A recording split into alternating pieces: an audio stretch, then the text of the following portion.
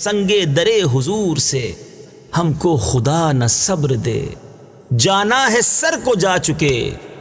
دل کو قرار آئے کیوں۔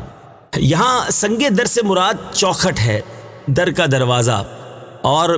صبر سے مراد یہاں صبر سے مراد قرار اور سکون ہے۔ اب اعلیٰ حضرت امام اہل سنت کی کچھ التجا اس طرح کی ہے کہ اے اللہ میری یہ دعا ہے کہ جب تیرے محبوب کے در پر جاؤں نا تو بس آپ کی چوکھٹ پر ایسا میں بس فدا ہو جاؤں، وہاں بوسے دیتا رہوں، وہیں پڑا رہوں، بس اب مجھے کہیں اور قرار نہ آئے، بس وہیں میں رہوں، مجھے چین نہ آئے، کسی اس وہاں سے دور جانے کا جی نہ چاہے۔ اب اگر میرا کوئی سر بھی کاٹ لے مگر پھر بھی دل کو صبر نہیں آئے گا، جانا ہے سر کو جا چکے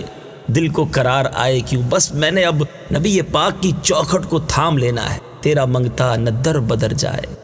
تیری دہلیز پر ہی مر جائے، بس یہ تمنا ہے اور بڑی خوبصورت التجا ہے۔ اور یہاں اگر کوئی مدینے میں نہیں بھی ہے تو یہ تصور اس شعر میں جمایا جا سکتا ہے کہ نبی پاک کے در کو، نبی پاک کے دامن کو جو تھاما ہے نا، بس اب اس کے علاوہ کہیں اور نہیں جانا، اور اس دامن کو تھام لیا تو بس اب قرار کہیں اور نہ آئے، کہیں ایسا نہ ہو کہ کہیں اور بھی دھیان ہو، کچھ اور لوگوں کی طرف بھی توجہ ہو، بس آقا کے در سے کبھی صبر نہ آئے، دل وہیں رہے، جاں وہیں رہے، نبی پاک علیہ الصلوۃ والسلام کی طرف توجہ لگی رہے۔ اے کاش، بہت خوبصورت شعر ہے۔ سنگے درے حضور سے ہم کو خدا نہ صبر دے،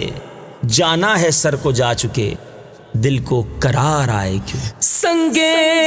درے حضور سے ہم کو خدا نہ صبر دے، سنگے درے حضور سے ہم کو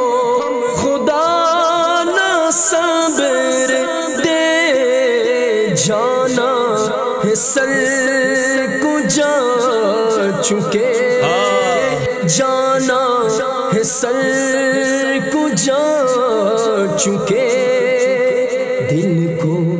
قرار آئے کیوں، جانا ہے سر کو جا